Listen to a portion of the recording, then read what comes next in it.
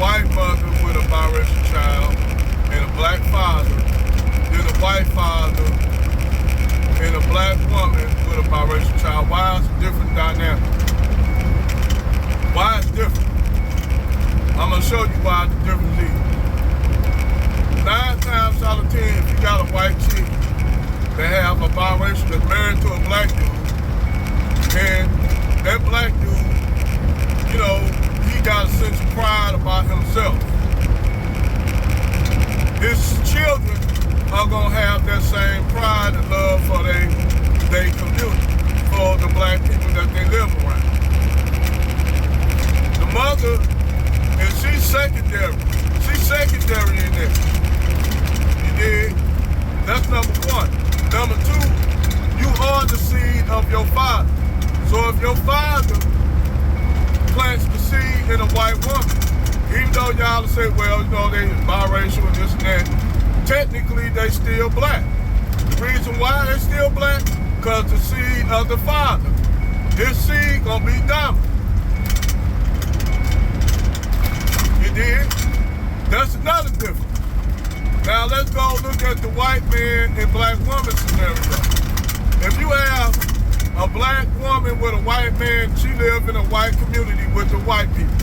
9 times out of 10, she's gonna be for their community because she lives in that community. Therefore, when they have children, their children gonna be beholden to their father's side of that community, the white side. So technically, those kids gonna be white. Those children gonna be white because they are of the seed of the father. They not gonna have loyalty to the black community, even though their community gonna shun them and look down on them, because we know how white people work. White people, they see your son looking more black, they gonna call your son a nigga, even over there on their side. That's why I said when the dynamics change, when that black woman go over there to that white community, she ain't gonna say nothing about it. She ain't gonna say nothing about it because they not gonna accept her over there like they would accept that white woman and come on the black side. That white woman on the black side, primarily, you know how black people accept anybody. As long as you don't have no problem with us, we cool with you. But that black woman being over there on that white side, no matter how white she try to be, it's gonna be some of them white folks gonna treat her like a nigga. They gonna call her this, and they gonna make racial jokes, and she gonna be in her feelings about it. She ain't gonna say nothing. She probably gonna cry about it, or she double down on trying to be white to appease the white folks. She double down on it and still crying silent. That's how that black woman deal with it over there on that side of the fence. But when the shit don't work, they come back to the black community. And they go in talking about white men like a dog. They become more pro-black than the average black person. Yes, your swirling divestment chicks, when they come over, back across the fence, they try to be on some pro-black shit, but they still have a disdain for black men. They can't help it. So they be more talking about, you know, we from women. Angela, a prime example of that shit. She have a disdain still for black men, but she trying to say, you know, we're talking about we're gonna put women first instead of black men. It's about the feminine instead of the community. But her dumb ass don't know at the end of the day, it's your race gonna matter, not your gender. Because gender-wise, black women are doing better than black men. It ain't because they intrinsically more smart, no. That's because you got a system good to put them above black men and keep black men where they at, because white society afraid of black men taking leadership.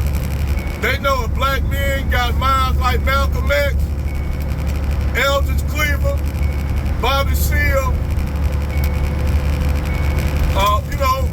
or any kind of brother like that, like Fred Hampton, Medgar Evers, they're afraid of brothers like them. Brothers with that mindset like a Marcus Garvey. They don't like brothers like them, boy. That's why they hurry up and got them out of here. They hurry up and got them tucked out.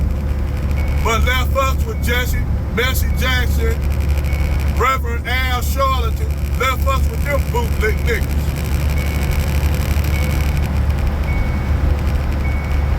That's what they left our community with sellout niggas. But you know what?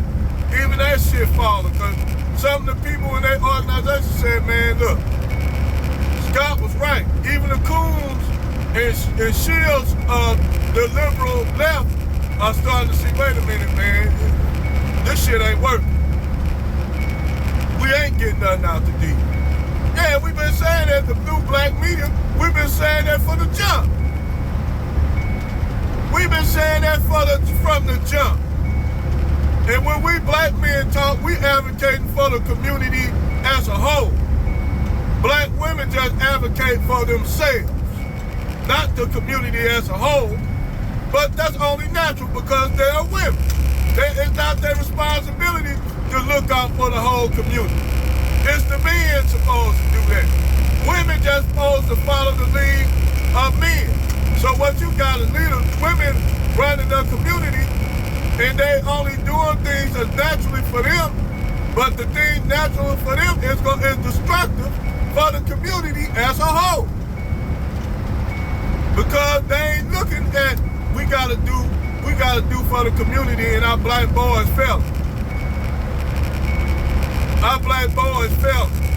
Don't care about black boys fellas, because anytime they don't want black boys to rise up, because these black women want to still have somewhat control. They want to be at the control of the ship, but when the ship got problems, they want to give up the wheels. And here, you take the wheel when the ship is fucked up. They don't want control of the ship then.